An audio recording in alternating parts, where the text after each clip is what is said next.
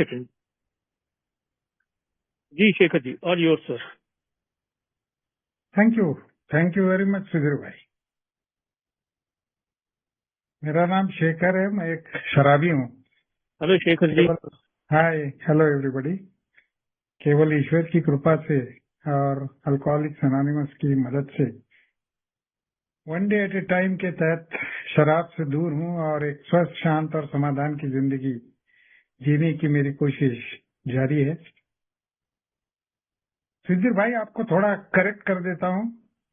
मेरा आपने भले ही मुझे मेरे 25वें सोब्राइटी ईयर के लिए अपनी मुबारकबाद दी, लेकिन मेरा ये 25वां साल अभी चल रहा है। सो चलने वाले साल में भी मैं आपकी ये मुबारकबाद लेता हूँ आज के दिन के लिए कि मेरा ये 25वां साल चल रहा है जो दिसंबर में कंप्लीट होगा। सो अभी मैं तो 24 साल सोबर हूँ और ये 25वें सिल्वर जुबिली ईयर में अभी ये दौड़ एक एक दिन के हिसाब से जारी है। और उसी तरह से मेरी पार्टनर जया, वो भी लगभग उसी वक्त अल-अनोन की मीटिंग में आई। उन्होंने जिस जगह पे हम थे वहां पे अल-अनोन की मीटिंग शुरू की, तो तब से लेके आज तक वो अल-अनोन से जुड़ी हुई है और इनफैक्ट वो ट्रस्टी है अभी अल-अनोन की, और इतनी ज्यादा बिजी है कि आज का ये जो हमको शेयरिंग करना है उसके लिए हम ज्यादा एक दूसरे को वक्त भी नहीं दे पाए। उनकी मीटिंग शुरू थी, लेकिन फिर जैसा सुधीर भाई ने कहा तो ये तो लीड तो फिर अभी मुझे ही लेना है, क्योंकि मैं अल्कोहलिक्स एनोनिमस की तरफ से ये हमारी मीटिंग है। तो इस मीटिंग में मैं जया का स्वागत करता हूं और साथ ही साथ यहाँ पे जो और भी अल-18 के अल-अनोन के और भी जो मेंबर ज्वाइन हो रहे होंगे, उन सभी को एक ही तरफ से उनका मैं स्वागत करता हूं। ये जो क्या बोला आपने, महा फेस्टिवल, ये जो अल्कोहलिक्स एनोनिमस के बुक का शुरू है, इसमें हमको शामिल करके लेने के लिए मैं बहुत बहुत आभारी हूँ आप सभी का, ऑर्गेनाइजर्स का। और जैसा सुधीर भाई ने सही कहा, मैं कुछ बुलाने की वजह से नहीं आया हूँ, ये तो ईश्वर की अरेंजमेंट है। और एक सुंदर सी बात, मुझे एक नॉन ए ऐसे व्यक्ति से, अभी हम लोग बुझ गए थे तो एक शॉप में हम लोग जब शॉपिंग चल रहा था जया का, उस वक्त दोस्तों वहां की जो वो औरत थी जो वो शॉप चला रही थी, शायद हमारी बातचीत से इतनी प्रभावित हुई, उन्होंने कहा कि आप हमारे यहाँ खाना खाने आइए। तो मैंने कहा अभी जल्दी में है, फिर कभी, लेकिन अभी तो हम चले जाएंगे वापस हमारे गांव। तो उन्होंने क्या कहा दोस्तों, बहुत सुंदर सी बात कही। उन्होंने कहा ये खाना जो है ये ना तो मैं बना रही हूँ, ये तो ऊपर वाला दे रहा है, उस पे आपका नाम लिखा होगा तो आप जरूर आएंगे खाना खाने के लिए। बहुत सुंदर सी बात थी। और यही बात सुधीर भाई ने भी आज हमको कही कि अल्कोहलिक्स एनोनिमस में केवल ये ईश्वर की कृपा है कि आप ईश्वर ने कहा करके हम आज आपके इस महा फेस्टिवल में हम दोनों ज्वाइन हो रहे हैं। हम बहुत खुश हैं ज्वाइन होने के लिए। अल्कोहलिक्स एनोनिमस का बिग बुक, ये बिग बुक जब से मैंने पढ़ना शुरू किया, शुरू से स्पॉन्सर के साथ पढ़ी, काफी बाकी सभासदों के साथ में पढ़ने का मौका आया। सो बहुत बार ये बिग बुक चलती रही, आज तक चल रही है, अभी भी चल रही है। और मैं ये समझता हूँ कि ये बिग बुक मुझे जो भी देता है वो एक अल्कोहलिक्स एनोनिमस का तत्व मुझे मिलता है। जो तत्व मुझे ये जो वे ऑफ लाइफ जो अल्कोहलिक्स एनोनिमस ने हमको दिया है, उस वे ऑफ लाइफ जीने के लिए ये तत्व हमारे काम में आते हैं। So right from the word go, पहले प्रीफेस से लेके हम पढ़ते हैं, बड़ी चाव से पढ़ते हैं, और प्रीफेस से लेके हर चीज से हम कुछ न कुछ लेने की कोशिश करते रहते हैं, क्योंकि BW साहब और हमारे तब के जो भी मेंबर थे उन्होंने भी बहुत कुछ हमको देने की कोशिश की, प्रीफेस से लेके आखिरी पन्ने तक। तो दोस्तों ये तत्व अलग अलग तरीके से, अलग अलग डायरेक्शन में हमारे सामने ये बिग बुक में आते रहते हैं, जिसमें ये जो 9वां चैप्टर है बाद में परिवारों के लिए, अब इस चैप्टर पे हम दोनों को शेयर करना है, मुझे और जया को। पहले मैं जया को कहता हूँ उनको इंट्रोड्यूस करें खुद को। हाय एवरीवन, मेरा नाम जया है। मैं एक ग्रेटफुल एलानॉन मेंबर हूँ। Thank you so much. आज आप लोगों ने यहाँ बुलाया और ये बिग बुक के चैप्टर पे हमारे अनुभव शेयर करने के लिए एक चांस दिया। Thank you so much. Thank you जय। और जैसे सुधीर भाई ने कहा, मैं लीड देते जाऊंगा और उस तरह से आपको आपका अनुभव शेयर करना है। लेकिन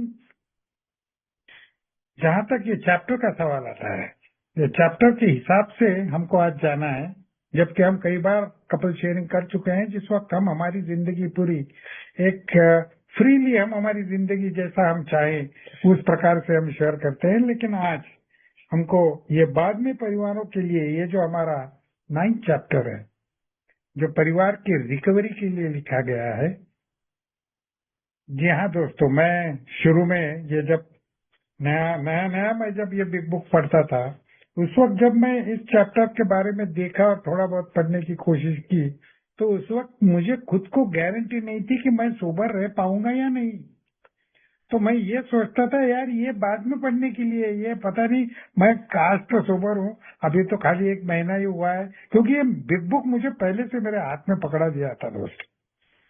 ये जो यहाँ के नागपुर की मीटिंग करने में पहली बार आया था और उस वक्त से जैसे बिग बुक मेरे साथ में जुड़ गया, तो मैं काफी पढ़ने की कोशिश करता था और उसमें मेरे ख्याल शुरू में इस प्रकार से हुआ करते थे कि ये बाकी के आखिरी के जो चैप्टर्स है वो अभी पढ़ने की जरूरत नहीं है, इसको बाद में पढ़ेंगे, एक बार सोबराइटी पक्की तो हो जाए। अब ये पक्की सोबराइटी यानी क्या होती है और कच्ची सोबराइटी क्या होती है, ये आज पता चलता है, हम नहीं जानते। ये 1 डे एट ए टाइम का प्रोग्राम है बस। और उस हिसाब से यदि हमको आगे बढ़ना है तो हमको ये प्रोग्राम तुरंत हमको लेना चाहिए। और जैसे ही हम तुरंत ये प्रोग्राम लेंगे तो 1 डे एट ए टाइम हम सोबर रह पाते हैं। ये तो अपने आप मुझे खुद को ही ये बात मेरे खुद की सोबराइटी से प्रूव हो चुकी है। और यही चीज बार बार ये बिग बुक भी कहता है कि ये प्रोग्राम रिकवरी का प्रोग्राम है। सो आज भी कोई यदि नया भाई होगा, जैसे सुधीर भाई कह रहे थे, शायद नहीं है कोई नया, लेकिन उन जिनके कुछ दिन हुए, कुछ महीने हुए होंगे, जो आज अपने फैमिली के साथ में इस प्रोग्राम में जुड़े हैं, तो वो ये समझ के चले और ये बिंदास उन्होंने ये चैप्टर पढ़ना चाहिए, क्योंकि ये इतना जरूरी है ये प्रोग्राम लेने के लिए। और ये प्रोग्राम लेने की कोशिश यानी पढ़ने से शुरू होती है, प्रोग्राम शेयर करने से शुरू होती है, और जैसा जैसा ये आगे बढ़ते जाते हैं हम, सोबराइटी हमारी बरकरार हो जाती है। तो ये जो 1 डे एट ए टाइम की जादू है दोस्तों, तो ये जादू हर एक के साथ में होगी यदि वो 1 day at a time alcoholics anonymous से जुड़ा रहे तो दोस्तों, ये 9वां चैप्टर बाद में परिवारों के लिए, मैं बहुत बहुत आभारी हूँ अनिल भाई का और जीएसओ का कि ये हिंदी में, आज मैंने हिंदी बिग बुक हाथ में लिया, क्योंकि ये हिंदी में शेयरिंग करना था। क्योंकि मुझे जो रेफरेंस बिग बुक का मिला, तो शुरू से मैं अंग्रेजी में ही पढ़ते आ रहा हूँ और उसी में से काफी कुछ चीजें लेने का प्रयास मैंने किया। लेकिन जब हिंदी में शेयर करना हो तो जल्दी से मुझे हिंदी वर्ड्स ऐसे मिलते नहीं है, करके मैंने सोचा मैं यदि ये बिग बुक साथ में लेके चलूं और ये 9वां जो चैप्टर है उसके जैसे जैसे हम आगे बढ़ेंगे, कुछ पैराग्राफ छोटे छोटे मैं पढ़ने की कोशिश करूंगा और उस हिसाब से हम लोग शेयर करने की कोशिश करेंगे। मेरे ख्याल से ये एक तरीका हम आजमाते हैं, क्योंकि जब हम दोनों ने मिलके ये चैप्टर पढ़ा, बहुत बार पढ़ा है, और जब भी ये चैप्टर हम दोनों ने मिलकर पढ़ा है, उस वक्त हमारी ये समझ में बात आई कि एक रेगुलर सीरियल ऑर्डर में हमको इसमें कुछ नहीं मिलता।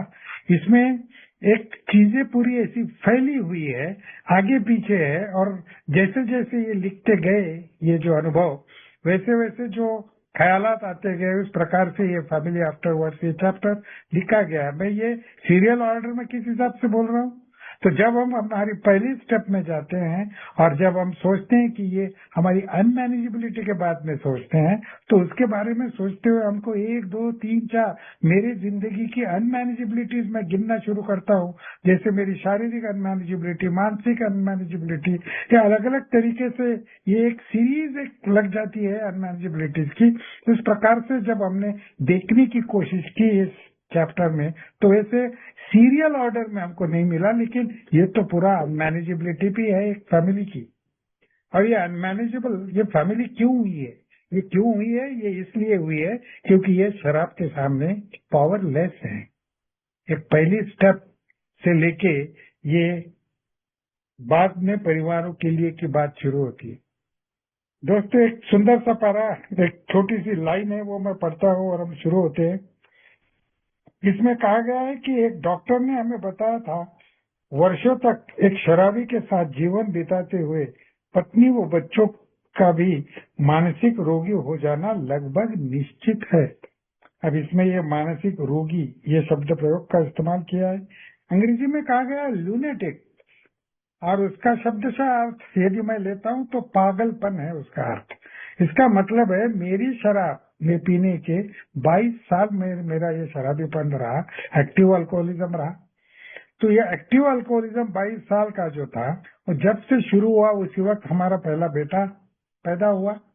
तो बच्चों का पैदा होना, अल्कोहलिज्म घर में आना, हमारे शादी के 3 साल बाद ये अल्कोहलिज्म ने कदम रखा, जो जब से मैं रोज शराब पीने लगा था।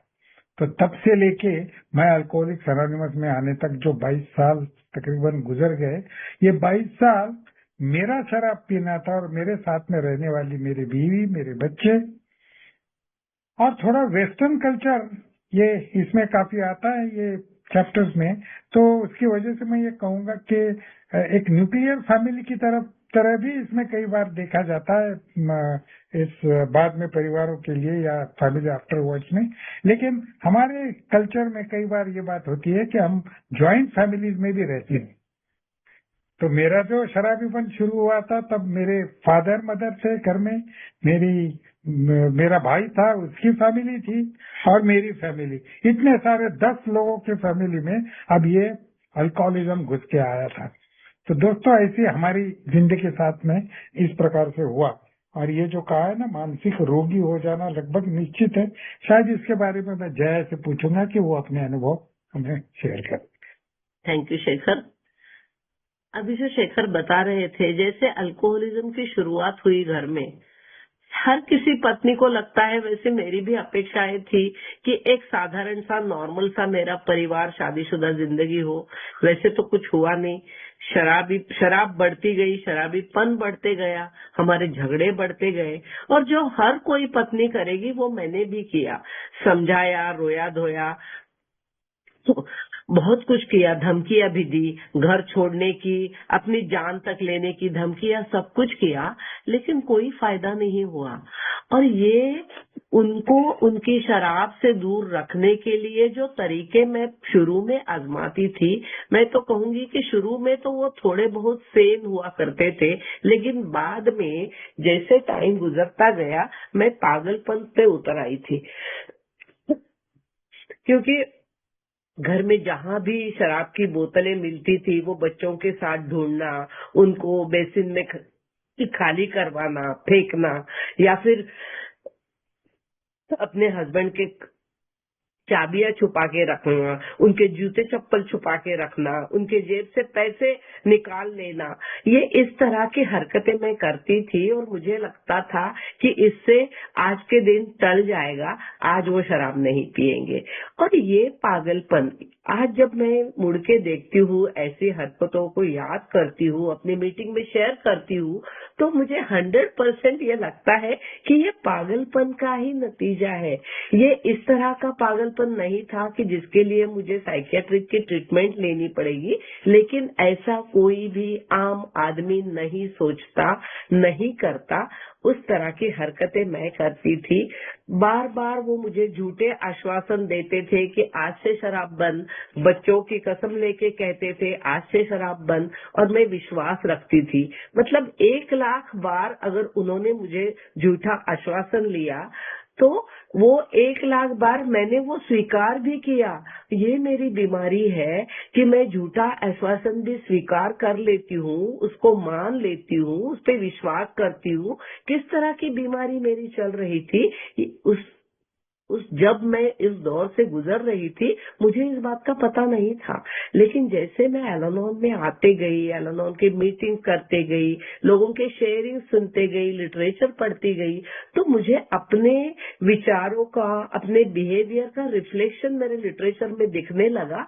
और मुझे ये पक्का होते गया मेरे दिमाग में कि हाँ सचमुच मैं भी बीमार हो चुकी थी इनके साथ। शराबीपन एक पारिवारिक बीमारी है, ये जो मैंने मीटिंग में सुना, तो ये पारिवारिक बीमारी के लक्षण मुझ में कहाँ तक है, मेरे बच्चों पे कहाँ तक असर हुआ है, मेरे बाकी घर वालों पे कैसे असर हुआ है, ये मैं देखने लगी। उसके पहले मुझे जरा भी भनक नहीं थी इस बात की कि मुझ पर भी कुछ गहरा असर हुआ है। मुझे ऐसे लगता था कि शराबीपन की वजह से इनकी तबीयत खराब है, इनके विचार खराब है, इनकी मैं तो कहूंगी कि स्पिरिचुअल डाउनफॉल जो है वो हो रहा है, वो झूठ बोलते हैं, मतलब जो कुछ गलत है वो सब उनका है। और मैं तो बिल्कुल दूध की धूली, मेरी तो कहीं भी गलती ही नहीं है, मैं जो कुछ करती हूँ सब कुछ सही करती हूँ। लेकिन जब एल-एनोन में आई तो मेरी आंखें खुली कि ये हम दोनों भी अपनी अपनी तरह से बीमार है। और फिर ये मानना शुरू हो गया कि जैसे हम स्टेप वर्क शुरू किया मैंने एल-एनोन में, तब my life has become unmanageable, मेरा भी जीवन अस्त व्यस्त हो चुका है, सिर्फ मेरे शराबी का नहीं, उनका अस्त व्यस्त जीवन संभालने के चक्कर में मेरा जीवन कितना अस्त व्यस्त हो चुका है और मैं कितनी पावरलेस हूँ, ये पहली बार समझ में आया। और फिर धीरे धीरे मेरा फोकस मैंने अपने जिंदगी पे, अपने विचारों पे, अपने कर्मों पे लाना शुरू किया। तो यहाँ से मेरा एल-एनोन का सफर शुरू हुआ। आगे शेखर को देती हूँ। Thank you Jaya. और कफ एंड कोल्ड की वजह से जया वैसे बीमार है आज, लेकिन ये हमारा ये प्रोग्राम ही कुछ ऐसा है कि वो उसमें हम भूल जाते हैं कि हमको कोई कौन सी बीमारी है या क्या है, लेकिन she is ready to share, so that is good.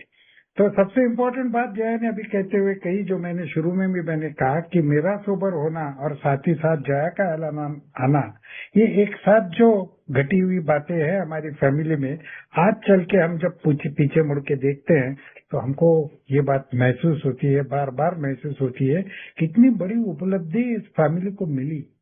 ये दोनों, हम दोनों एक स्पिरिचुअल अपने अपने प्रोग्राम में अभी चलने की कोशिश कर रहे थे, और जब मेरी शराब रुकी उस वक्त का ये पागलपन का जो ये लिखा है, हम जिसके बारे में जया शेयर कर रही थी, आखिर का जो कुछ महीने थे उसके बारे में तो मैं बताऊंगा कि क्या हालत थी घर के सब लोगों ने। अब घर के लोगों का से बोलना तो दूर की बात है, मैं जया के बारे में ही बोलूंगा कि पावरलेसनेस उन्होंने महसूस किया था, और अभी ये सोच रहे थे वो लोग कि हम कुछ नहीं कर सकते इसके लिए।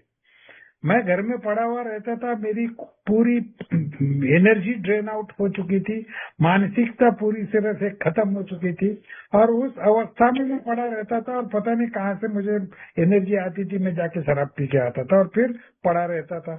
न खाने की सुध, मेरे लिए खाना रखा जाता तो रखा हुआ रहता टेबल पे, मैं खाया तो खाया, नहीं खाया तो अभी किसी को परवाह नहीं थी, ऐसा मुझे लगता था।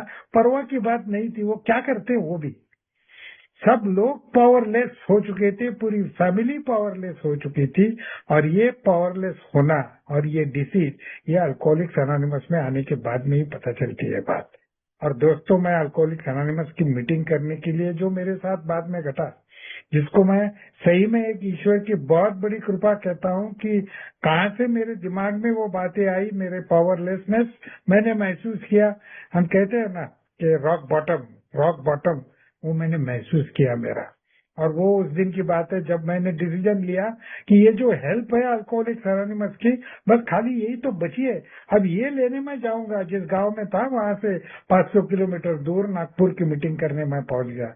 अब ये जो मेरा पहुंचना था, ये जो मेरा जाना था, उसके लिए घर की तरफ से यदि उसकी तरफ देखा जाए तो किसी ने मुझे पूछा था कि नहीं था। मेरे फादर मदर ने तो मेरे से बात करना या हमारे बारे में बात करना बंद कर दिया था। तो ये कहाँ है, कहाँ जा रहा है, क्या कर रहा है, किसी को पूछने की ये बीमारी की बात मैं शेयर कर रहा हूँ। कि और जया ने भी, जया को मैंने कहा तो उसने भी शायद ज्यादा कुछ परवाह नहीं की। उसने कहा ठीक है जाओ, तो मैं चला गया। तो कहाँ जा रहा है, कब आएगा, और मैं जब वापस आया दोस्तों तो वो चमत्कार हो चुका था।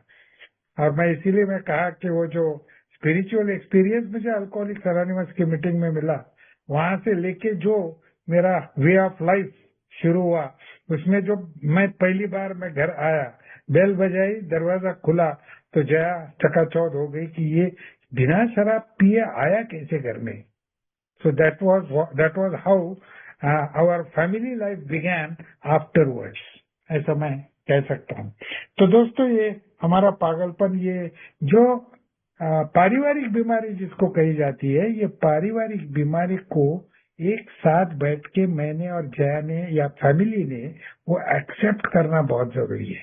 जैसे हम पहली स्टेप कहते हैं वो शराबीपन की मेरी बीमारी के लिए फर्स्ट स्टेप जैसी जरूरी है, वैसे ही फैमिली डिसीज के लिए यदि ये फैमिली को यदि ठीक होना है तो फर्स्ट स्टेप वो फैमिली को भी लेना बहुत जरूरी है। और वो अलग अलग ढंग से, अलग अलग प्रकार से होती है, समझ में नहीं आती बात, लेकिन वो होती है। और वो कैसे होती है ये धीरे धीरे अनुभव के साथ में हमारे सामने आएगा। लेकिन ये जो फैमिली आफ्टरवर्ड्स है वो इमीडिएट बाद में उसके अगले ही पैराग्राफ में हमको बताता है। वो कहते हैं अब हम बताते हैं कि एक परिवार को किन किन रुकावटों का सामना करना पड़ेगा। हम बताएंगे कि इनसे कैसे बचा जाए और कैसे इनको दूसरों की भलाई के अनुरूप परिवर्तित किया जा सकता है। बहुत इम्पोर्टेंट ऐसा ये लाइन है दोस्तों। ये इम्पोर्टेंट इसलिए मैं कह रहा हूँ कि यहाँ पे सर्विस के लिए बोला गया है। उन्होंने कहा है कि कैसे ये जो रुकावटें हैं और ये रुकावटों का सामना कैसे करना चाहिए, ये यदि हम दूसरों की भलाई के अनुरूप ये अनुभवों को परावर्तित किया जा सकता है। दोस्तों ये सर्विस की बात है। अभी हम लोग कुछ सुन रहे थे कि इसके पहले का चैप्टर या आगे का चैप्टर 12 ये सर्विस के लिए और संदेश देने के लिए, तो ऐसा नहीं है। मैं ये परिवार के लिए जब पढ़ता हूँ फैमिली डिसीज के लिए, तो फैमिली डिसीज में से भी यदि बाहर निकलना है तो हमको किसी दूसरे फैमिली की जरूरत होती है। इस प्रकार की जरूरत मुझे मेरे स्पॉन्सर की फैमिली की हुई, और न समझते हुए मैं मेरे स्पॉन्सर के पास जाता था। अब दूसरे का बम्बई रहता था वो, अब मेरे से काफी दूर रात भर ट्रैवल करके जाता था। तो उसके घर में जाके जब मैं देखता था, वो, उसकी बीवी, उसके बच्चे, हाँ, उसके बूढ़े माँ बाप, एग्जैक्टली मेरी फैमिली वैसी ही थी। और उन सबका बर्ताव जैसे चल रहा था घर में, वो देख के हम कहते हैं ना प्रोग्राम ऑफ अट्रैक्शन। मेरे मन में तब की बात मैं शेयर कर सकता हूँ आपसे। मैं सोचा उस वक्त कि यार ये इस तरह से फैमिली तो मेरी भी चाहिए। ये वो बात है दोस्तों, ये मैसेज है जो उस फैमिली से मेरी फैमिली की तरफ उस वक्त आया। तो इसीलिए मैं ये कह रहा हूँ कि हमारे बिग बुक में ही ये लिखा गया है कि फैमिली डिसीज का भी ऐसा है कि जो इस डिसीज से बाहर निकलने की कोशिश करते हैं, वो ये डिसीज के बारे में, इस प्रकार से बाहर निकलने के बारे में दूसरों से शेयर कर सकते हैं। तो एक प्रकार से सर्विस का मैसेज हमको इसमें से मिलता है। फिर हम चलते हैं आगे सीधा। कुछ तत्व हमको यहाँ पे मानने के लिए कहे। इन तत्वों में से एक सबसे इम्पोर्टेंट बात स्टेप्स के बारे में, स्टेप्स की भाषा में भले ही नहीं बोला है, लेकिन पेज 127 का आखिरी पैराग्राफ जो है वो मैं थोड़ा सा पढ़ता हूँ।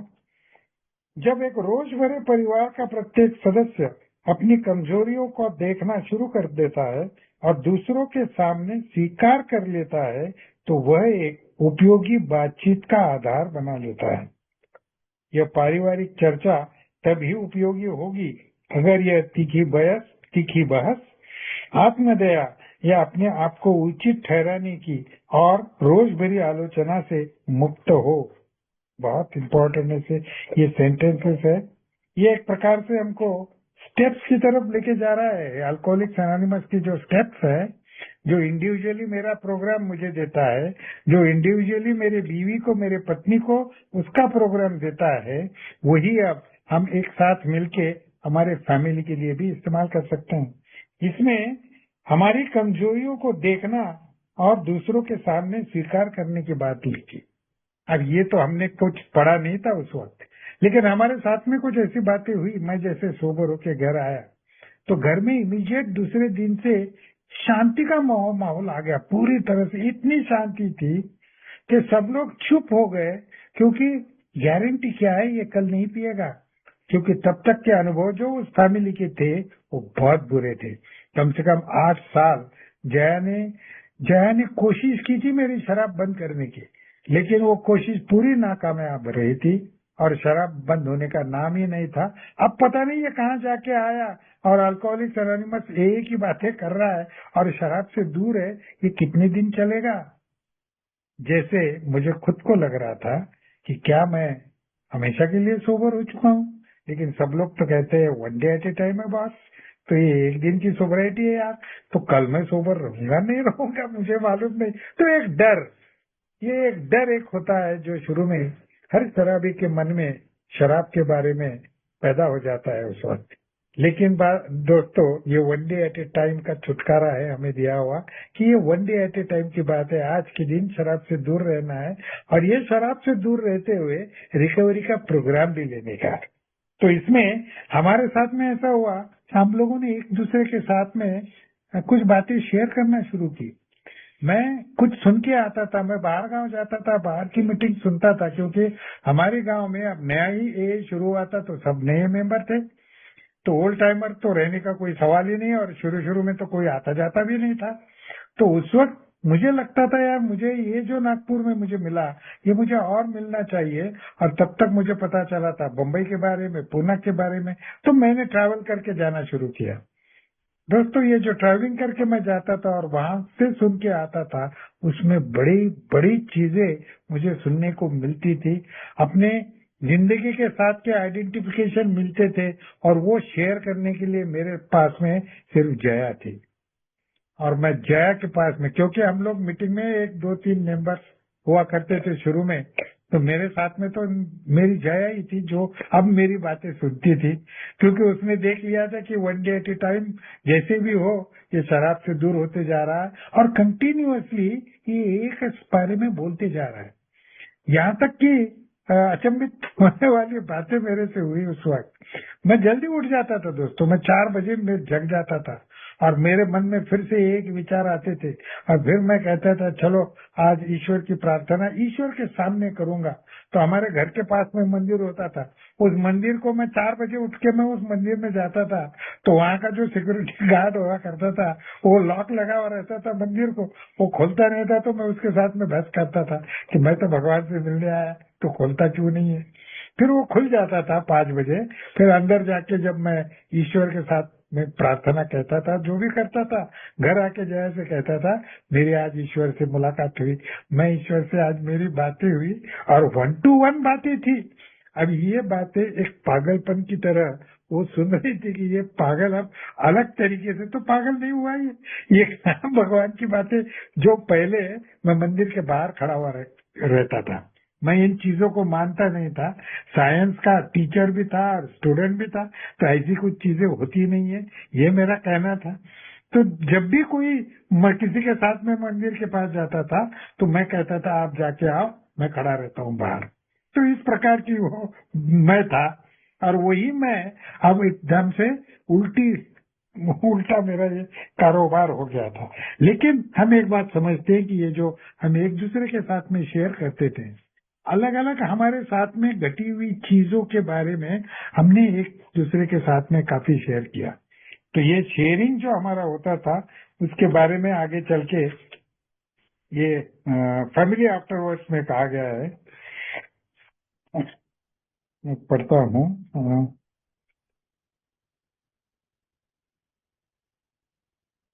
हाँ, ये दुखदायक अतीत उन परिवारों के लिए अमूल्य हो सकता है जो अभी अपनी समस्याओं से जूझ रहे हो। हमारा मानना है कि उन सारे परिवारों की जो शराब से छुटकारा पा चुके हैं, उन परिवारों के प्रति कुछ न कुछ जिम्मेदारी बनती है जिन्हें अभी इस समस्या से छुटकारा नहीं मिला।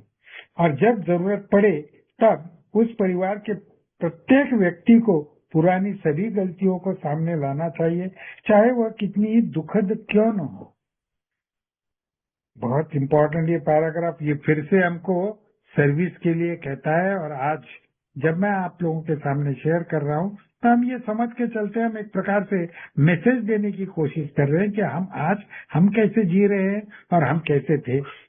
तो उस वक्त की ये बातें जो शेयर करते थे उसमें कई बातें नाजुक बातें थी जो हम अदरवाइज किसी के साथ में कभी शेयर नहीं करते। जैसे 1996 की बात है, मेरी शराब पूरे जोरों पे थी और वो जोरों की मेरी शराब थी। और उस वक्त जया ने उसका अपग्रेड करने के लिए, वो जो कॉलेज में काम करती थी उसमें उसका जो भी क्वालिफिकेशन था वो बढ़ाना उसने उचित समझा। उसके सिवा हमारी लाइन में प्रमोशंस नहीं होते, तो उसने सोचा वो किया जाए करके उसने पूना के कॉलेज में अप्लाई किया और उसको एडमिशन मिल गया। उसको एडमिशन मिलते बराबर मेरे मन में बातें उल्टी सीधी आया करती थी, क्योंकि मैं पोस्ट ग्रेजुएट था। अब मेरी बीवी भी पोस्ट ग्रेजुएट बन के मेरे बराबर की हो जाएगी ना। तो इस प्रकार से अलग अलग तरीके की हेट, जिसको हम कहते हैं ना हेटरेट, हम दोनों तो एक दूसरे के जानी दुश्मन थे बस। तो ये हमारी दुश्मनी अभी रंग ला रही थी। और उस वक्त उसने वो ज्वाइन कर लिया कॉलेज पूना का, और जिसके लिए वो सोमवार से शनिवार तक वो कॉलेज करती थी और शनिवार को वो आती थी घर। फिर शनिवार रविवार रह के फिर ऐसे निकलती थी सोमवार की सुबह की बस से कि उसको फिर से कॉलेज मिले। यानी इतनी कठिनाई में वो अपना कोर्स पूरा करने की कोशिश कर रही है। मेरा क्या चल रहा था उस वक्त, मेरे मन में ऐसी बातें, शक का कीड़ा हम कहते हैं, वो शक का कीड़ा, ये इतनी कॉमन बात है एक अल्कोहलिक के दिमाग में आने की। ये हमारा अनुभव हमसे कहता है आज तक का, न खाली हमारा है, हमारे पास में अभी औरों का भी काफी कुछ अनुभव है। तो ये शक का कीड़ा जो मन में है, ये तो अल्कोहलिक के मन में आना ही आना है। तो उस वक्त ये जो शक का कीड़ा मेरे मन में रेंग रहा था, उसने अभी ऐसा स्वरूप धारण कर लिया। मैंने मेरी माँ से कहा, इसका जरूर कोई लफड़ा है जिसके लिए वो पूना जाती है। अब मैंने उसका ये जो वो करने की कोशिश कर रही थी, ये जो अपग्रेड करने की कोशिश कर रही थी, वो फैमिली के बेहतरी के लिए वो करने जा रही थी। और मैं अल्कोहलिक अभी ये कह रहा हूँ कि ये इसका लफड़ा है कुछ न कुछ, और जिसकी वजह, और ये मैं माँ तक से मैंने इसके बारे में बात की। अब माँ हक्की बक्की रह गई, वो कुछ बोल नहीं पाई मेरे साथ में, लेकिन उसका चेहरा भी उल्टा सीधा हो गया। क्योंकि जब हस्बैंड ही कहे बीवी के बारे में, तो दूसरा कोई भी हो, चाहे माँ हो या बाप हो या कोई और हो, वो और क्या कहेगा? वो कहेगा अरे ये कहता है तो इसमें जरूर कोई सच्चाई होगी। दोस्तों ये इतने हद तक ये बढ़ गया मेरा, कि एक बार तो मैंने उसके पीछे जाके चेक करने की कोशिश की कि ये सुबह पहुंचने के बाद में कहाँ जाती है। कुछ हाथ में तो लगा नहीं, क्योंकि मेरे पास में तो कुछ था नहीं प्रूफ, ये खाली शक का कीड़ा। दोस्तों ये शक का कीड़ा इतना बुरी बला है कि उसके प्रति मैंने कई बार मेरी बीवी का, मेरी पत्नी का, जया का चारित्र्य हनन करने की कोशिश की मैंने। मुझे याद है ये, मैं जब शुरू में मेरा ये जो अल्कोहलिज्म शुरू हुआ था, इस कदर मेरा घर में प्रॉब्लम्स क्रिएट करता था मैं, मेरा हाथ भी चल जाता था उस वक्त। और ऐसा ही एक बार मौका आया, शाम का वक्त था, मैं बहुत ज्यादा पी के आया था, और पी के जैसे मैं घर में आता था तो मैं अग्रेसिव बन जाता था, क्योंकि अपनी गलती कहीं न कहीं तो वो छुपनी चाहिए, तो औरों की गलती सामने आए। और उस चक्कर में मेरा बेटा हुआ था उस वक्त पहला। दोस्तों वो खुशी का मौका था, उसको अभी कुछ महीने कुछ साल शायद गुजरे हुए थे, वो बच्चा बड़ा हो रहा था, और मैंने उससे मारते हुए मैंने उसको कुछ मारने की कोशिश की, और मुंह से मैं चिल्ला रहा था आग बबूला होके कि ये बच्चा भी मेरा है कि नहीं है, किसी और का है। दोस्तों आज ये जब मैं मुड़ के देखता हूँ तो बड़ा मुझे दुख होता है। और उस वक्त हम लोगों ने इसके बारे में बात करके मैंने क्षमा मांगी है। मैं आज भी ये जो मेरे हाथ से हुआ, मैं ये बात समझता हूँ कि ये मैंने जो गलतियां मेरे हाथ से हुई है मेरे फैमिली के साथ, मेरे पत्नी के साथ, उसका कॉम्पेंसेशन नहीं है। उसका कॉम्पेंसेशन खाली एक ही है कि मैं मन से हाथ जोड़ के मेरे पत्नी की माफी मांगू। और वो मैंने बड़ी मीटिंग में एक बार शेयर करके माफी मांगी है जया की। तो दोस्तों इसके बारे में जया को शेयर करने के लिए मैं कहता हूँ। इसके बारे में तो मैं सिर्फ इतना ही बोलना चाहूंगी कि मेरा एलानोन का प्रोग्राम मुझे बताता है कि मेरा जो दुख भरा अतीत है वो छुपाने की चीज नहीं है। वो तो एक बहुत बड़ा खजाना है मेरे लिए, जो मैंने अपने जैसे एलानोन दोस्तों के साथ बांटना है, ताकि उन्हें राहत मिले कि ऐसा भी होता है। मैं सिर्फ अकेली नहीं हूँ इस दुनिया में कि जिसके साथ ऐसे हो रहा है, और लोगों के साथ भी ऐसा होता है, होते आया है। और उसका नतीजा अंत में क्या हुआ ये भी मैं उनके साथ शेयर करती हूँ। तो हमारा जो मकसद है, ये सर्विस जो हम कर रहे हैं अपना अतीत शेयर करके, ये सर्विस बड़ा महत्वपूर्ण रोल यहाँ अदा करती है। सिर्फ भरी सभा में क्षमा मांगने से माफी तो नहीं मिल जाती है, इतना आसान नहीं है। मैं कोई देवी नहीं हूँ, लेकिन धीरे धीरे जैसे जैसे प्रोग्राम पे दोनों मिलके आगे चलते रहे, एक दूसरे से बिना कुछ छुपाए हुए बातें करने लगे, तो उसमें ऑनेस्टी भी झलकती है कि सामने वाला बंदा सचमुच अमेंड्स करना चाहता है, ये सिर्फ दिखावा नहीं है। और जो भी हम बात करते हैं वो इनिशियल फेज में जैसे हम जोश में होते हैं, एक दूसरे को सब कुछ बता देते हैं, और ऐसा भी कभी कभी बूमरैंग हो जाता है, जो मैंने यहाँ बिग बुक में भी पढ़ा है और अपने मीटिंग में भी सुना है कि कुछ बातें हम अपने पार्टनर से कह जाते हैं क्योंकि वो अभी सोबर है, ए के प्रोग्राम पे चल रहा है, मैं एलानोन में हूँ, मैं भी प्रोग्राम पे चल रही हूँ, तो मैं भी अपने कुछ पुराने अतीत के बारे में अपने पार्टनर के साथ बात करती हूँ, जिससे अब मेरा कोई दूर दूर तक वास्ता नहीं है। 20, 25, 30 साल पुरानी बातें हैं, लेकिन फिर भी मुझे ऐसे लगता है कि मुझे तो इनको बताना चाहिए कि शादी के पहले ऐसा ऐसा कुछ हुआ था, या फिर शादी के बाद ऐसा ऐसा कुछ हुआ था, क्योंकि इतने साल हुए हैं एक्टिव अल्कोहलिज्म में जीते हुए, तो हम लोग भी तो इंसान है, बीवी भी तो इंसान है जिसे संसार सुख नहीं मिला है, वो एकदम वल्नरेबल पोजीशन में है। अगर कोई उसके साथ अच्छे से बर्ताव करे, उसे कोई शेयरिंग करने के लिए दोस्त मिल जाए, जो उसका कलीग हो या कोई और हो, तो जरूरी नहीं है कि उसके उस दोस्त के साथ प्रेम संबंध ही है, लेकिन हमारा समाज तो गलत नजर से देखता ही है। और इन एडिशन हमारे अल्कोहलिक पार्टनर्स वो तो देख ही नहीं सकते, क्योंकि उन्हें पता है कि गलती तो उन्हों में है, उनके बर्ताव में है। तो अपने पत्नी को कंट्रोल करने का एक ही तरीका है उनके हाथ में कि बस उसके चारित्र पे शक करना। और जब हम ये समझ जाते हैं एलानोन की मीटिंग में, तो फिर ऐसी बर्ताव को इग्नोर करना भी सीख जाते हैं। तो मैं ये इस चीज का मतलब ये सब शक का दौर जो गुजर गया उसको ओवरकम करके बाद में दोबारा अच्छे से रिश्ते को रीबिल्ड करने का पूरा क्रेडिट मैं अपने एलानोन प्रोग्राम को दूंगी। और हम दोनों ने मिलके अपने अपनी तरफ से जो कोशिश की है हमारे रिश्ते को दोबारा ठीक करने के लिए, इसका क्रेडिट हमारे अपने अपने प्रोग्राम को जाता है। आगे बात करने के लिए शेखर को दूती हूँ। धन्यवाद जया। तो बहुत अच्छी तरह से जया ने वो साइड हमसे कही जो हमको अदरवाइज सुनने नहीं मिलेगी। यहाँ पे फैमिली आफ्टरवर्ड्स कहता है जो पीड़ित है उन्हें यह बताना कि हमें किस प्रकार सहायता मिली थी। अब यहाँ कैसे सहायता मिली थी, हमारे प्रोग्राम की सहायता मिली थी, ये हम बताना चाहेंगे। अगर इस प्रकार की उलझने यदि किसी फैमिली में हो तो एक दूसरे के साथ में बैठ के हम लोग ऐसी जो घटनाएं घटी है हमारे पास में उसके बारे में एक दूसरे के साथ में HOW ये जो प्रोग्राम है ना हमारा, वो यहाँ पे भी काम करता है सभी के लिए। तो ऑनेस्टी, ओपन माइंडेडनेस और विलिंगनेस है। ये विलिंगनेस किस लिए? तो मेरा वे ऑफ लाइफ जो है मेरी फैमिली का, ये जो शराबीपन की जो बीमारी है फैमिली को लगी हुई, उससे हमको मुक्ति के लिए हमारी कोशिश जारी रहनी चाहिए। तो यहाँ पे हमको एक प्रकार से, मैं बार बार कह रहा हूँ, ये चैप्टर भी हमको बार बार बोल रहा है कि ये चीजें हमने शेयर करनी है। ये एक प्रकार से मैसेज देना है दूसरी फैमिली। अल्कोहलिक्स एनोनिमस भाईचारे से जुड़े परिवार, ये पेज है 125। एक दूसरे से कुछ भी छुपा कर नहीं रखते। हर कोई दूसरे की शराब संबंधी समस्याओं को जानता है।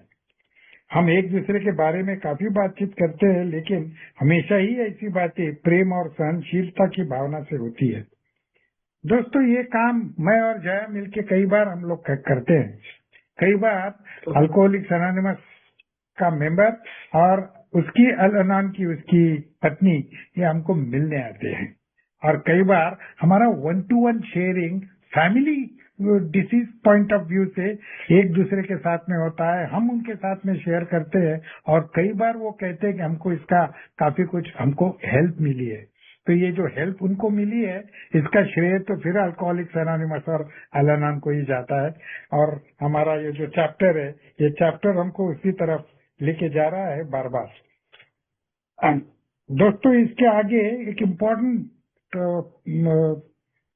आर्थिक और फाइनेंशियल अनमैनेजेबिलिटी का जो है प्रॉब्लम, उसके बारे में कुछ हद तक इस चैप्टर में बातें लिखी गई है। अब जिसके बारे में हम दोनों मिलके हम लोगों ने ये सोचा कि ये चैप्टर जब लिखा गया, उस वक्त की जो फेलोशिप थी वो 5 साल की फेलोशिप थी। यानी 5 साल की सोब्राइटी का जो भी उनका अनुभव था, उस अनुभव से उन्होंने ये जो लिखा है वो तो सही में एक इतनी गजब की चीज है कि इतने सारे अनुभव इसमें कवर किए हुए हैं। लेकिन कुछ अनुभव जो आगे जा ना पाए हो उस वक्त, वो शायद उसमें जैसे इसमें लिखा है कि हमारा विचार है, वो अल्कोहलिक के बारे में लिखा है पेज 126। हमारा विचार है कि उसका एकदम आर्थिक समस्याओं की तरफ दौड़ना खतरनाक है। शुरू में परिवार भी प्रभावित होगा। उन्हें खुशी महसूस होगी कि अब उनकी आर्थिक मुश्किलों का समाधान होने वाला है, पर यह खुशी उतनी नहीं रहेगी जब वे अपने आप को उपेक्षा होते पाएंगे। अब इसमें ऐसा होता ही है, हर एक के साथ में ऐसा कुछ नहीं है। लेकिन जहां तक ये आर्थिक समस्या की बात है, वो हमारी तो बहुत गहन थी। उस वक्त जब मैं सोबर हुआ तो मेरी जेब में तो कुछ नहीं था, मैं पूरा खाली था, जॉबलेस था, अंधेरा ही अंधेरा था जिसमें अभी उजाला मिला था अल्कोहलिक्स एनोनिमस का। जया के बारे में देखा जाए तो वो भी कह सकती है उस वक्त उसके पास में जो भी था, तो सेविंग तो कुछ था ही नहीं हमारा। जो भी कुछ था वो मेरी ट्रीटमेंट में पूरा खर्चा हो चुका था। और फिर दोस्तों, ये हालत में ये हमारी फैमिली उस वक्त थी। भले ही हम लोग अलग रहते थे, लेकिन माँ बाप का साया भले ही था, लेकिन जो हम कहते हैं ना कि अब सोबर होने के बाद में किसी को पैसा मांगना भी हम लोगों को अच्छा नहीं लगता था।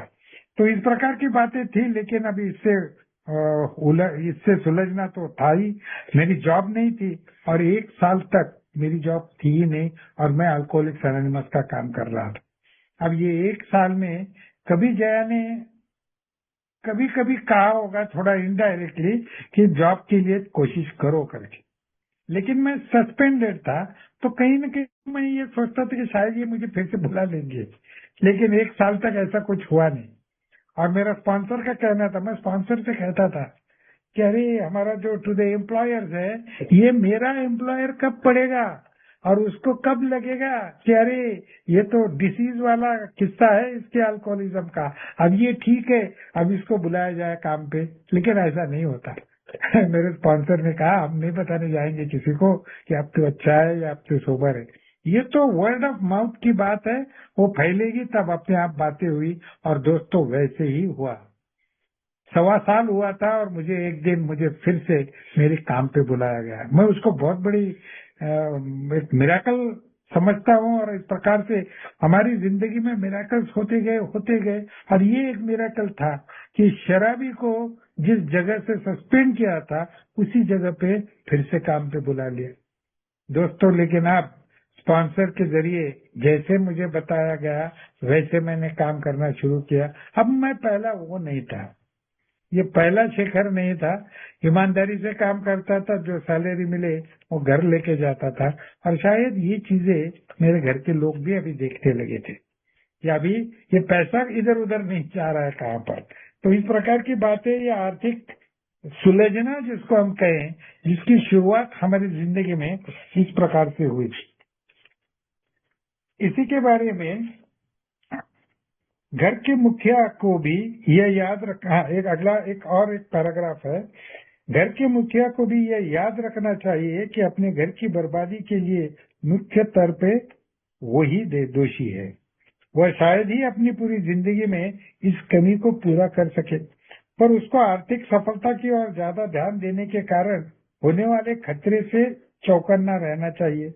बेशक हमारे में कईयों का आर्थिक सुधार होना शुरू हो जाता है। अभी वहाँ तब की फेलोशिप ये बता पाई हमको कि आर्थिक सुधार शुरू हो जाता है।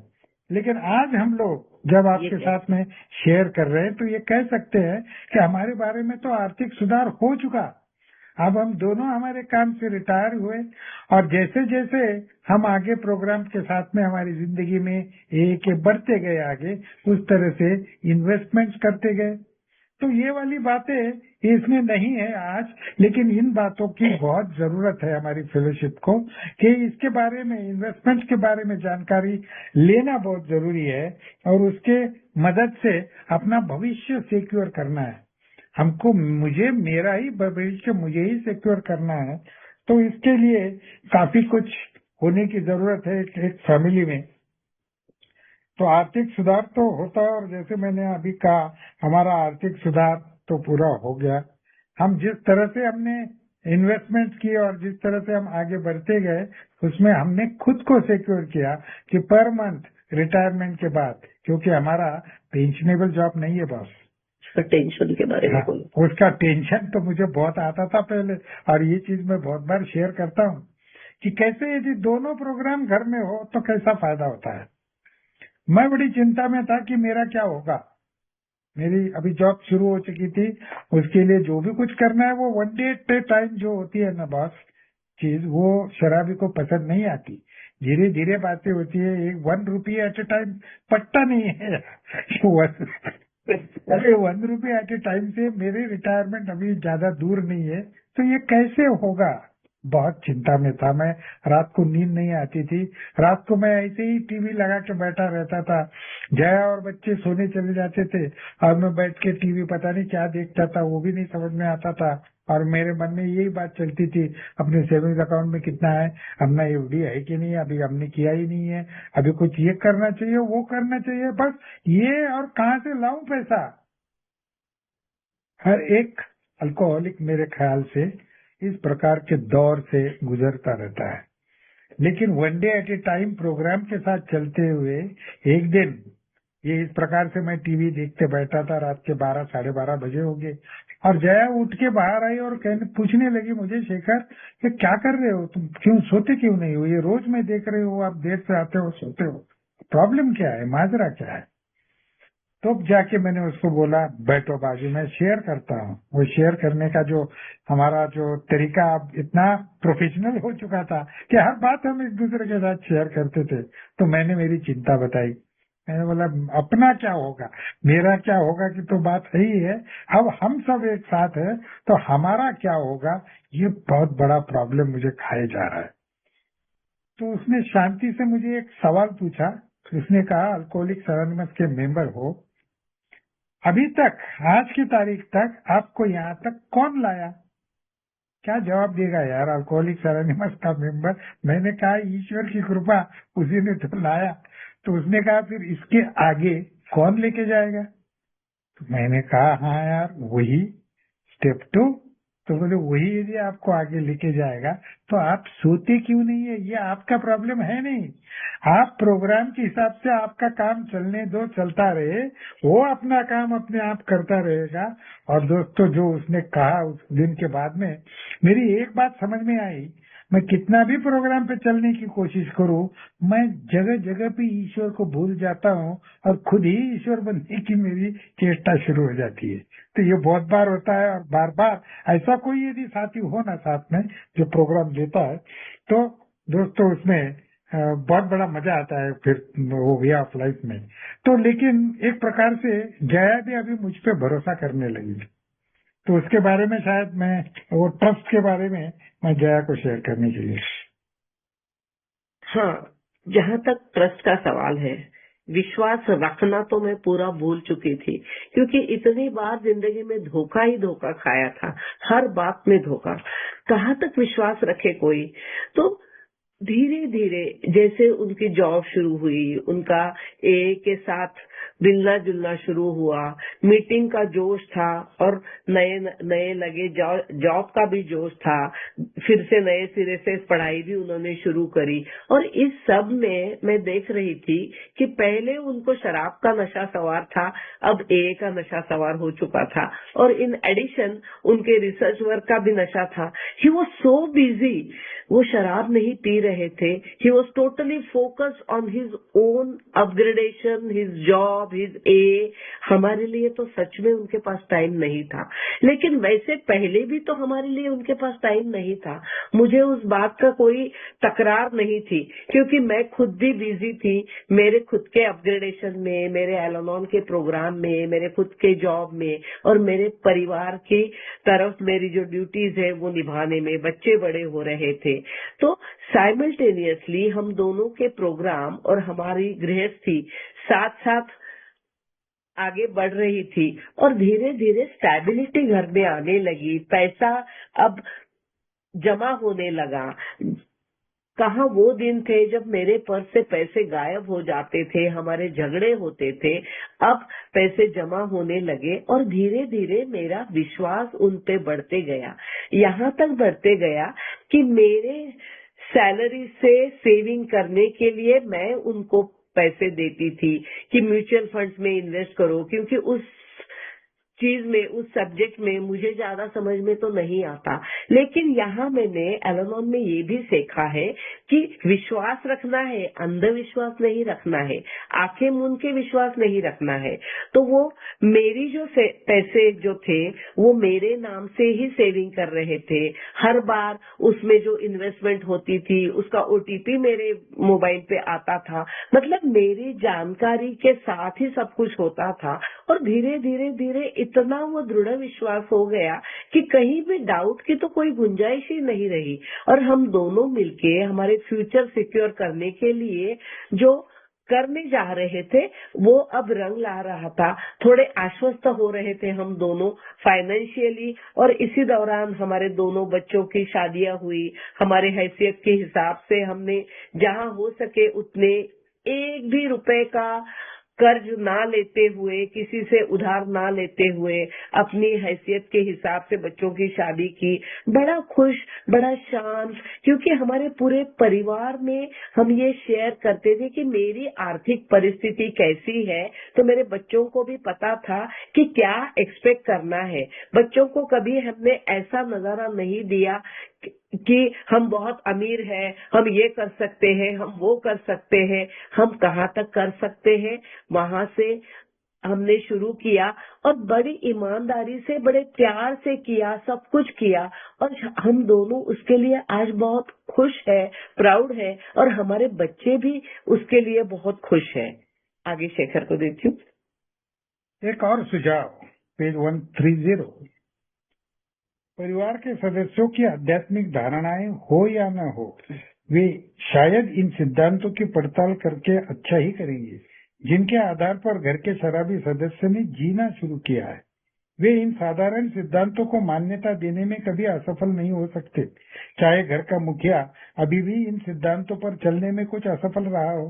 उस व्यक्ति को जो आध्यात्मिक सिद्धांतों पर चलने के प्रयास में पिछड़ रहा हो, सबसे अधिक सहायता पत्नी से ही मिलती है, जो इस पूर्ण आध्यात्मिक कार्यक्रम को अपनाकर बेहतर ढंग से व्यवहार में ला रही है। अभी जो भी जया कह रही थी, मैं भी जो हमारी फाइनेंशियल प्रगति के बारे में जो मैं कहने की कोशिश कर रहा हूँ, उसमें ये स्पिरिचुअल प्रोग्राम बहुत काम करता है। मेरा जो काम शुरू था उसमें जया देख रही थी कि मैं 1 रुपया भी इधर का उधर करने की बात नहीं करता था, और जो भी आता था वो अच्छे ढंग से वो रुपये का इस्तेमाल हो, इसकी मेरी कोशिश जारी हुआ करती थी। मैं जब भी, अभी वो इन्वेस्टमेंट की बात कर रही है, तो इन्वेस्टमेंट भी जो करता था मैं, उसके पैसों की भी करता था, मेरी सैलरी शुरू हुई थी उसकी भी करता था, लेकिन हम दोनों की ये सेविंग जो भी थी वो अपने अपने नाम से अलग अलग थी। उसका 1 रुपया भी मेरी सेविंग में कभी आया नहीं, ना मेरा उधर गया। हमारे दोनों का अपना अपना अलग बिल्टअप होते गया। ये जो बिल्टअप होने की बात है ना, इसको मैं कहता हूँ ये स्पिरिचुअल बिल्टअप है।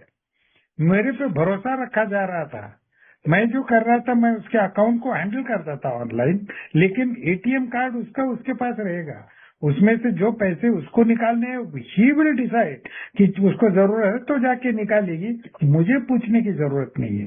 वो साड़ी भी कहीं शॉपिंग करना चाहेगी तो वो अपने मन से वो शॉपिंग करते वक्त उसे फोन करने की जरूरत नहीं है शेखर को कि मैं साड़ी लेना चाहती हूँ, लूं या नहीं लूं।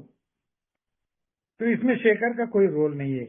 वो यदि लेना चाहती है तो जरूर ले, और वो अपने, तो ये जो बातें हैं हमारी, ये हमारी अल्कोहलिक्स एनोनिमस से उतरी हुई बातें हैं, ऐसा मुझे खुद को लगता है। लिव एंड लेट लिव, ये हमारे लिए बहुत सुंदर दिया हुआ स्लोगन जो आखिर में हमको बताया गया है इसी चैप्टर में, कि सबसे इम्पोर्टेंट ऐसा ये स्लोगन है। अभी 15 मिनट बचे हैं हमारे लिए, सभी चीजें तो हम कवर नहीं कर पाएंगे, लेकिन एक इम्पोर्टेंट इश्यू था जो हमारा अनुभव नहीं है, लेकिन मैं ये पढ़ना चाहूंगा कि क्योंकि कुछ मेंबर्स के साथ में बातें करते वक्त ये अनुभव हमने सुने हैं, तो उसके बारे में मैं बताना चाहूंगा।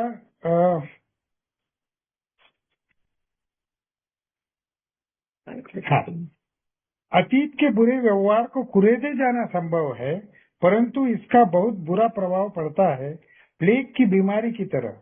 उदाहरण के तौर पर हमें उन परिस्थितियों के बारे में जानकारी है जब शराबी या उसकी पत्नी के किसी अन्य के साथ प्रेम संबंध रहे थे। आध्यात्मिक अनुभव के तुरंत बाद उन दोनों ने एक दूसरे को क्षमा कर दिया और एक दूसरे के निकट आ गए। मेल मिलाप का चमत्कार सामने ही था। फिर किसी उत्तेजना के कारण दोनों में से कोई एक पुराने संबंधों को उधेड़ने लगेगा और गुस्से से स्थिति बिगाड़ देगा। हम में से भी कुछ को ऐसी पीड़ा झेलनी पड़ी थी और इससे बहुत कष्ट होता था। दोस्तों, ये जब इस प्रकार की बातें हमारे दोनों के साथ में तो नहीं हुई, लेकिन इसमें अनुभव ये कहता है, जिसमें मेरी समझ में आने वाली बात एक दिखाई दी है, वो ये है कि फिर किसी उत्तेजना के कारण दोनों में से कोई एक पुराने संबंधों को उधेड़ने लगेगा। दोस्तों, ये कब होती है ये बात? हमारे साथ में शुरू में कभी कभी इस प्रकार की नोकझोंक हुआ करती थी, भले ही ये विषय में वो नहीं थी, लेकिन हुआ करती थी, और उस वक्त हम लोगों की ये बात समझ में आती थी कि हम प्रोग्राम से अलग हट रहे हैं। अभी हमारी मीटिंग शायद कम हो रही है, क्योंकि इस प्रकार से उत्तेजना आके फिर से पुरानी बातें कुरेद के फिर एक दूसरे को ब्लेम गेम शुरू करना, और जो हमारा फैमिली अच्छी तरह से जा रहा है उसको पूरी तरह से बिगाड़ देने का काम भी काफी लोगों ने किया है। ये मेरा अनुभव बोल रहा है। हमारे साथ में भले ही ऐसे नहीं हुआ, लेकिन मैंने ये पर्टिकुलर पैराग्राफ पढ़ना उचित समझा अभी, कि इस प्रकार की बातें यदि किसी की जिंदगी में होती हो तो उसके लिए भी सोल्यूशन हमारे फैमिली आफ्टरवर्ड्स में है। तो इस प्रकार से अलग अलग हमारे सामने एग्जाम्पल्स इस प्रकार से ये फैमिली आफ्टरवर्ड्स में आते रहते हैं। और ये जो हम लोग अभी फाइनेंस के बारे में जो बातें कर रहे थे, इसमें एक रिलेशनशिप डेवलपमेंट की भी बात हो रही थी हम दोनों के बीच, हमारे परिवार के हम दोनों, हमारे बच्चों के बारे में हमने ज्यादा शेयर नहीं किया इसमें, क्योंकि इसमें जो भी कुछ लिखी हुई चीजें वो शायद हमारी जिंदगी में नहीं घटी। लेकिन एक बात जरूर हुई, हमारा जो ये आध्यात्मिक प्रोग्राम और उसके बारे में जो बात करने की हमारी जो बातें चलती थी, उससे हमारे बच्चे कई बार बौखला जाते थे। उनको लगता था यार ये क्या शुरू हो गया, ये बार बार मीटिंग जाते थे। मेरे बच्चे को कहीं जाना होता तो हम कहते तू आज घर में रुक, तेरी सिस्टर छोटी है तो हम लोग मीटिंग जाके आते हैं। वो कहता था कि मुझे मेरे दोस्त के बर्थडे में जाना है, तो आपकी मीटिंग पहली और मेरा बर्थडे गया मेरे दोस्त का। तो इस प्रकार से कुछ नोक जोक शुरू हो चुकी थी दोस्तों। इसका सोल्यूशन भी निकला। उस वक्त पता नहीं, मुझे कुछ मालूम नहीं था, लेकिन ये चैप्टर मैंने पढ़ा था। इस चैप्टर की कुछ बातें, जहाँ तक पारिवारिक बीमारी का सवाल आता है, वो मैंने इन दोनों को, मेरा बेटा मेरी बेटी अच्छे समझदार और काफी बड़े हो चुके थे जब मेरी सोब्राइटी चल रही थी। और तो उस वक्त हम चारों एक साथ बैठे थे और मैंने उनको ये चैप्टर थोड़ा सा पढ़ के सुनाया था। ये पढ़ने के बाद में बेटा तो मेरा वो सही में मैं ये कहूंगा कि एक मैच्योर्ड तरह का इंसान उसमें कार्व आउट हुआ है। और वो कार्विंग जो हुआ उसकी वजह से उसने ये जो मैंने पढ़ के दिखाया, उससे वो ये समझ गया कि what had happened to my father, मेरे पिताजी को क्या हुआ था, आज वो क्या कर रहे हैं जिसकी वजह से वो शराब से दूर रहते हैं और अच्छी जिंदगी जीने की कोशिश कर रहे हैं। हमारे बच्चों को ये समझना बहुत जरूरी है, और ये समझ में आने के लिए उनको ये डिसीज समझना भी काफी जरूरी है। अब ये बात आगे चल के ये अलेटिन और इनके प्रोग्राम समझाते होंगे, लेकिन सभी के बच्चे अलेटिन को जाते हैं ऐसा कुछ नहीं है। अब मेरी बीवी अल-अनोन को जाती है, मतलब हर एक की बीवी जाती है ऐसा भी नहीं है। लेकिन हमारे इस प्रकार के प्रोग्राम का उद्देश्य यही होता है कि ये मैसेज है, ये मैसेज देने की हम लोग कोशिश करते हैं, हम दोनों मिलके, कि मेरा प्रोग्राम और जया का उसका प्रोग्राम दोनों एक जैसे एक गाड़ी के पहिए होते हैं, इस प्रकार से वो एक हमारे फैमिली लाइफ के लिए काम करते हैं। और इस प्रकार से काम करने के लिए ये प्रोग्राम बहुत ही लेना बहुत ही जरूरी है। ये मैसेज हम बार बार देने की कोशिश करेंगे, और ये चैप्टर भी हमको वही देने की कोशिश कर रहा है। अब हम जाएंगे आगे वाले हिस्सा जो बहुत इम्पोर्टेंट है, एक हैप्पी एंड जॉयस लाइफ की तरफ हमको डायरेक्ट कर रहा है ये फैमिली आफ्टरवर्ड्स। यदि नए आने वाले सदस्य हमारे जीवन के ढंग में खुशियां आमोद प्रमोद नहीं देखेंगे तो वे ऐसा कुछ नहीं लेना चाहेंगे। हम जीवन में भरपूर आनंद लेने पर पूरा बल देते हैं। तो हम लोग जो शेयर करते हैं, हम लोग जो कन्वेंशन में जाते हैं, तो कई लोग यहाँ पे जो आज जुड़े हैं, बहुत सारे लोग कन्वेंशन में जाते हैं, लेकिन सभी लोग डांस नहीं करते। ये एक बात मैं बता दूं कि सभी लोग वहां जाते हैं, एंटरटेनमेंट के प्रोग्राम होता है डांस का, और वो डांस का प्रोग्राम रखना एक प्रकार से इस बात के लिए जरूरी है कि जब मुझे डांस करते हुए न्यू कमर देखेगा तो वो समझ जाएगा कि इसकी फैमिली अभी इतने साल ये अल-अनोन के साथ में जुड़े रहने के बाद में किस खुशी के साथ में ये जीते हैं। तो ये हमारी खुशी, आज की खुशी, ये आने वाले कल को वो दिखना बहुत जरूरी है, और यही हमको ये फैमिली आफ्टरवर्ड बताने की कोशिश कर रही है। वो कहती है कि इसलिए हमारा विचार है कि प्रसन्नता और हंसी लाभदायक है। हर कोई जानता है कि जो लोग अस्वस्थ है और जो कम खेलते कूदते हैं वे अधिक हंसते नहीं। इसलिए प्रत्येक परिवार को मिलकर या अलग अलग जैसे ही उनकी परिस्थिति हो खेलना चाहिए। इस प्रकार के खुशी के मौके पे दोस्तों ये सेलिब्रेट करना चाहिए। तो ये सेलिब्रेशन हमारा कन्वेंशन में बहुत बार होता है। नागपुर में भी कई बार अल्कोहलिक्स एनोनिमस के लोग रिट्रीट को जाते हैं, यानी फॉर चेंज रोज की मीटिंग के बजाय बाहर की मीटिंग करने जाते हैं। उसी प्रकार से कुछ ग्रुप्स ऐसे बनते हैं मियाँ बीवी के, तो जो सब मिलके इस प्रकार के आउटिंग को जाते हैं, और एक साथ एक दूसरे को उसकी वजह से हमको देखने मिलता है कि जिंदगी इन लोगों की कैसे चल रही है। तो दोस्तों ये बहुत इम्पोर्टेंट है, लेकिन सबसे इम्पोर्टेंट बात कि हमको हमारी मर्यादा का ध्यान रहना है। सबसे इम्पोर्टेंट बात है इस मर्यादा का, कि वो मर्यादा हमारी क्रॉस नहीं होनी चाहिए। हमको सदैव ये याद रखनी चाहिए कि हमारे दोस्तों के साथ में जो हम बाहर जाते हैं, ये हमारे फेलोशिप के मेंबर्स हैं, हमारे भाई बहन नहीं है। ये हमारे रिश्तेदार नहीं है, ये हमारे फेलोशिप के मेंबर्स है। और ये फेलोशिप में हम जो उनके साथ में जाते हैं तो एक मर्यादा का पालन हमको करना चाहिए, जिसके बारे में मैं जया से विनती करता हूँ।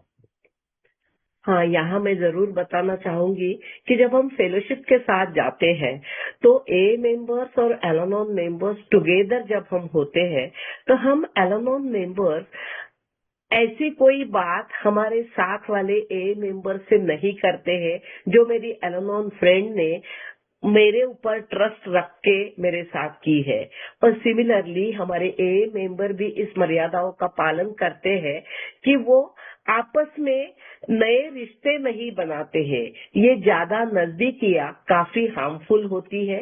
जब नए नए हम प्रोग्राम में होते हैं तो हमारे जो ओरिजिनल रिश्ते होते हैं उन सबको छोड़ छाड़ के ए में नए रिश्ते बनाने शुरू हो जाते हैं। किसी को भाई मान लेना, किसी को बहन मान लेना, और फिर ये भाई बहन का रिश्ता आगे जाके कुछ अलग मोड़ लेता हुआ नजर आता है। और फिर इसलिए कभी कभी मैंने कई बार ऐसे देखा है कि बहुत शख्स ऐसे एकदम वाटर टाइट कंपार्टमेंट बना लेते हैं ए और एलानॉन ग्रुप कि एक दूसरे के साथ बिल्कुल भी रिश्ता नहीं रखना है। हमारा ये डिसीज जो है ना अल्कोहलिज्म का, जो ए का भी है और एलानॉन का भी है, ये अति का डिसीज है। हम जो भी चीज करते हैं ना अति करते हैं। हम प्यार अति करते हैं, गुस्सा अति करते हैं, हेट्रेड अति करते हैं। तो नजदीकियां भी संभाल के जितनी रखनी चाहिए अपने मर्यादाओं में रहते हुए एंजॉय करना भी हमें आना चाहिए। वहां भी अगर हम अति कर जाते हैं तो ये हमारे डिसीज का प्रभाव है। हमारे प्रोग्राम में कोई गलती नहीं है, हम उसको अच्छी तरह से इम्प्लाय नहीं कर पा रहे हैं, उसका वो नतीजा है। इसका मतलब ये नहीं है कि ए और एलानॉन को एक दूसरे का साथ मिलना जुलना ही नहीं है, क्योंकि वहां भी लोग एकदम दो डिफरेंट पोल्स पे रहने वाले, तू तेरा मैं मेरा, इस तरह की बात नहीं है। हमें एलानॉन के प्रोग्राम में तो हमारे ट्रेडिशंस में लिखा गया है कि हमें ए के साथ हमेशा सहयोग करना है। ए का बांदिल नहीं रहना है, लेकिन या फिर सबऑर्डिनेशन नहीं सहना है, लेकिन ए के साथ कोऑपरेट करना है।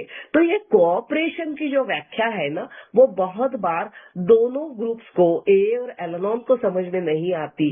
तो आजकल जहां भी हम जॉइंट प्रोग्राम में जाते हैं तो जरूर इस बात की वो पैम्फलेट्स के बारे में चर्चा करते हैं, उन मर्यादाओं के बारे में चर्चा करते हैं कि एग्जैक्टली हमें अपने ए और एलानॉन ग्रुप्स को और इंडिविजुअल ए और एलानॉन फ्रेंड्स को किस तरह से एक दूसरे के साथ बर्ताव रखना है। Thank you Jaya. अब दो इम्पोर्टेंट बातें हैं आखिरी की, बहुत ज्यादा इम्पोर्टेंट है लेकिन समय बहुत ही कम है हमारे पास में। उसमें हमारे स्वास्थ्य के बारे में कहा गया है। The session can be extended. Sorry to disturb you. Session can be extended. Please take your time. Okay, चलो हम आखिरी दौर में ही आ चुके हैं अभी ऑलरेडी। हम लोग जो शराब की गंभीर बीमारी से छुटकारा पा चुके हैं वे मानसिक स्वास्थ्य के चमत्कार है, लेकिन हमने अपने शरीरों में भी अनोखा परिवर्तन देखा है। हम में से शायद ही किसी में छितराव के लक्षण होते हों। इसका यह अर्थ कतई नहीं कि हम स्वास्थ्य संबंधी मानवीय मापदंडों को नकारते हैं। ईश्वर ने इस दुनिया में अच्छे डॉक्टर, मनोचिकित्सक और कई अन्य तरह के चिकित्सक दिए हैं।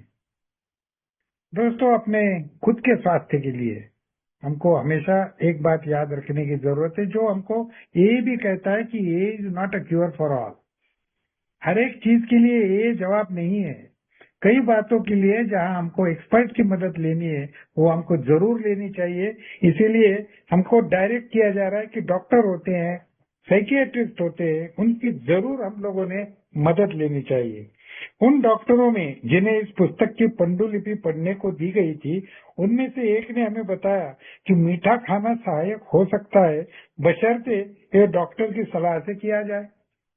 अब ये डॉक्टर की सलाह कहाँ से आ गई अब मेरा मीठा खाने के लिए? तो यहाँ पे जया को खुद को डायबिटीज है करके हमें मालूम है कि उसको शुगर कितना कंट्रोल करना है या शुगर लेनी ही नहीं है। तो इस प्रकार से किसी मेंबर को यदि डायबिटीज हो तो मीठा खाना, यदि अल्कोहलिक्स एनोनिमस कहता है तो वो जरूरी है कि मीठा खाना ही चाहिए, चाहे डायबिटीज हो या ना हो, वरना मैं शराब पी लूंगा। तो ऐसी बात नहीं है बॉस। उन्होंने कहा ऐसा नहीं है। हमारे डॉक्टर से हमने सलाह लेनी चाहिए। वो किसी और हमको हमारी ये जो उलझन है मीठा खाने की, उसके लिए कुछ सुझाव व आंसर डॉक्टर हमको दे सकते हैं। तो हमको इन शॉर्ट डॉक्टर की मदद लेनी चाहिए। जबकि अभी ये दूसरा सबसे इम्पोर्टेंट बात इसमें रखी है जो सेक्स के बारे में है। अब यौन संबंधों के बारे में कुछ पुरुषों को शराब सेक्स के मामले में इतना उत्तेजित बना देती है कि वे इसका जरूरत से ज्यादा भोग करते हैं। कभी कभी पति पत्नी यह पता लगने पर निराश हो जाते हैं कि शराब छोड़ने के बाद पति में नपुंसकता की लक्षण दिखते हैं। जब तक इसका कारण समझ न लिया जाए तब तक शायद भावनाओं को ठेस लगे। हम में से कईयों के साथ ऐसा हुआ, परंतु कुछ ही महीनों के बाद हमने पहले से भी ज्यादा निकटता का आनंद पाया। परंतु अगर नपुंसकता की स्थिति बनी रहे तो डॉक्टर या मनोवैज्ञानिक की सलाह लेने में झिझकना नहीं चाहिए। हमें ऐसे उदाहरण कम ही मिलते हैं। यहाँ हमें मिले हैं, यहाँ हमने इस समस्या को लंबे समय तक रहते देखा हो। दोस्तों, हर जगह पे हमको ये बताया, सेक्स के बारे में भी ये बताया गया। हम खुद का यदि अनुभव शेयर करना चाहे तो इस प्रकार की बातें कुछ हमारे साथ नहीं हुई। कुछ महीनों बाद में एक नॉर्मल सा ये अनुभव हम लेते गए। उसके बाद में करके हमको डॉक्टर के पास जाने की हमको कभी कोई जरूरत महसूस नहीं हुई। तो इस प्रकार से और भी कुछ यदि सवाल जो स्वास्थ्य के बारे में, सेक्स के बारे में होंगे तो उसके बारे में हमको वो जो एक्सपर्ट लोग होते हैं उनके पास जाना है और उनसे हमारे प्रॉब्लम्स के हल पाने हैं। समय के गुजारने के साथ साथ वे समझ जाएंगे कि उनका पिता एक बदला हुआ व्यक्ति है। अभी ये बच्चों के बारे में कहा जा रहा है कि धीरे धीरे ये बच्चे समझ जाएंगे। समय के गुजारने के साथ साथ वे समझ जाएंगे कि उनका पिता एक बदला हुआ व्यक्ति है और वे अपने तौर से ही उसको यह महसूस भी करवा देंगे। जब ऐसा होने लगे तो उन्हें सुबह के ध्यान में सम्मिलित होने के लिए कहा जा सकता है। अब दुर्भाग्यवश हम ये नहीं कर पाए। अब ये मैंने पढ़ के तो जरूर बताया मेरे बेटे और बेटी को, लेकिन जब तक ये सब पढ़ के हमारे मन में ये बातें आई तब तक हमारे बच्चे घर से उड़ चुके थे। तो अभी हम लोग दोनों अकेले ही रह गए। तो हम दोनों एक बात जरूर करते हैं दोस्तों, हमारे रोज की जिंदगी का एक इम्पोर्टेंट सा ऐसा एक रिचुअल है जो कई बार हम लोग एक दूसरे का हाथ हाथ में लेते हैं और हमारी सेरेनिटी की प्रेयर दोनों एक साथ कहते हैं। या हाथ में हाथ लेके सेरेनिटी की प्रेयर करने की जो बात है ना दोस्तों, एक बार यदि कोई करता नहीं हो तो आजमा के देखो। एक प्रकार से एक स्पिरिचुअल अनुभूति मिलती है कि मेरे पार्टनर के साथ में यह आज का दिन one day at a time जो मैं गुजार रहा हूँ उसके लिए मैं शुक्रगुजार हूँ मेरे इस पार्टनर का और मेरे ईश्वर का। दोस्तों, इस प्रकार से ये प्रार्थना हमारे लिए, हमारी फैमिली के लिए काम में आएगी। और बच्चों को कई बार मैंने देखा है दूसरे फैमिलीज में कि छोटे छोटे बच्चे ये प्रार्थना इतनी अच्छे ढंग से बोलते हैं तो बहुत अच्छा अनुभव आता है। जब वो हमारे किसी एक के दोस्त के घर का बच्चा जब यही प्रेयर हमको सुनाता है ना छोटे से छोटे आवाजों में तो बहुत अच्छा लगता है। तो इस प्रकार से एक हैप्पी एंड जॉयस लाइफ जीने के लिए हमको बहुत सारी बातें ये फैमिली आफ्टरवर्ड से मिलती है। सबसे इम्पोर्टेंट बात उन्होंने आखिर में एक छोटा सा एग्जाम्पल दिया, उस पर मैं जाना नहीं चाहूंगा। एक 3 आदर्श वाक्य उन्होंने सुझाए हैं फैमिली के लिए जो इस प्रकार के हैं। फर्स्ट थिंग फर्स्ट, आवश्यक चीजें पहले, जियो और जीने दो, लिव एंड लेट लिव, सहजता से जो हो वही अच्छा है, कॉम्प्लिकेशंस मत करो, इजी डज इट। तो ये तीनों जो स्लोगन्स है हमको वो एक हैप्पी एंड जॉयस लाइफ जीने के लिए बहुत काम में आने वाली ऐसी स्लोगन्स है। वो दे के हमारा ये जो फैमिली आफ्टरवर्ड्स का ये जो चैप्टर है वो यहाँ पे खत्म होता है। बहुत सारी और भी बातें वो कभी फिर किसी विषय पे बात करते हुए जॉइंट शेयरिंग में शेयर की जा सकती है, लेकिन हमको जैसे भी लगा वैसे हमने इसमें से जो इम्पोर्टेंट बातें थी वो हमने आपके साथ में शेयर करने की कोशिश की। कुछ बिग बुक पढ़ा, कुछ हमारे अनुभव आपके साथ साझा किए, आप सब लोगों ने सुना, तो thank you very much Jaya. Thank you so much. Thank you.